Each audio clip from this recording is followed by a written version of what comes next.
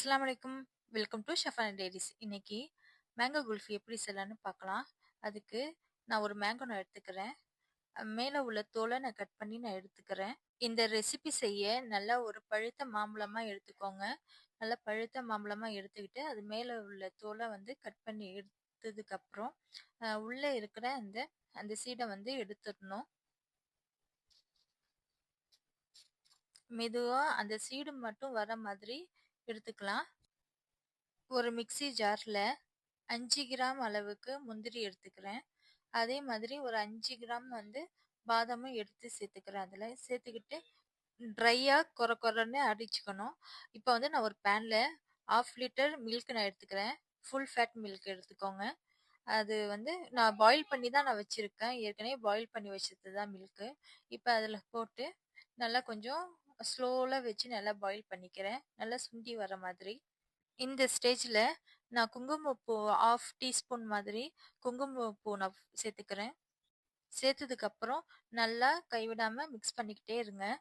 அந்த குங்குமப்பூ கலரே நம்மளுக்கு சேஞ்ச் ஆகி வரும். அது வரைக்கும் நல்லா பாயில் ஆகிட்டு இருக்கட்டும் மில்க்கு. கொஞ்சம் கொஞ்சமாக கலர் சேஞ்ச் ஆகுறது நீங்களே பார்ப்பீங்க வீடியோவில். அது மாதிரி கொஞ்சம் ஸ்லோவில் வச்சு நல்லா பாயில் பண்ணுங்க. அப்போ தான் அதோட எசன்ஸ் அந்த கலர் நம்மளுக்கு மில்கில் நல்லா ஃபுல்லாக வரும். இப்போ பாருங்க, நம்மளுக்கு மில்க்கு கொஞ்சம் திக்காவும் ஆயிடுச்சு, கலரும் கொஞ்சம் சேஞ்ச் ஆயிடுச்சு. இந்த ஸ்டேஜில் 50 கிராம் அளவுக்கு சுகர் நான் சேர்த்துக்கிறேன். இப்போ நான் 1/2 லிட்டர் நான் மில்க் போட்டது 1/4 லிட்டருக்கு வந்துருச்சு. அதுக்கு நம்மளுக்கு 50 கிராம் சுகர் போதுமான அளவு தான். இப்போ சுகரும் நல்லா கரைஞ்சதுக்கு அப்புறம் இப்போ நம்ம ஒன்றுக்கு பாதியாக நம்ம ட்ரையாக நம்ம அரைச்சி வச்ச பாதாம் முந்திரி அதில் சேர்த்து நல்லா மிக்ஸ் பண்ணதுக்கு அப்புறம் ஸ்டோவை ஆஃப் பண்ணிடலாம். ரூம் டெம்பரேச்சர்லயே வச்சு நல்லா கூல் ஆனதுக்கு அப்புறம் ஒரு கிளாஸ்ல போட்டுட்டு இப்போ நம்ம கட் பண்ணி வச்சிருக்க மேங்கோல இந்த மில்க் மிக்சரை நம்ம போட்டுக்கலாம்.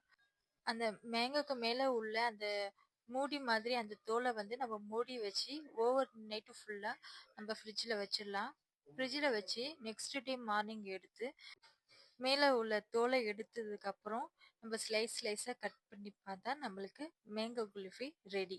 நீங்களும் இதே மெத்தடில் உங்கள் வீட்டில் நீங்களும் செஞ்சு பாருங்கள். இந்த சம்மருக்கு இது மாதிரி டிஷ்ஷெல்லாம் நீங்களும் வீட்டில் செஞ்சு பார்த்து நீங்களும் டேஸ்ட் பண்ணிட்டு சொல்லுங்கள். இந்த வீடியோ உங்களுக்கு பிடிச்சிருந்துச்சுன்னா உங்கள் ஃப்ரெண்ட்ஸுக்கு ஷேர் பண்ணி லைக் பண்ணுங்கள், கமெண்ட் பண்ணுங்கள்.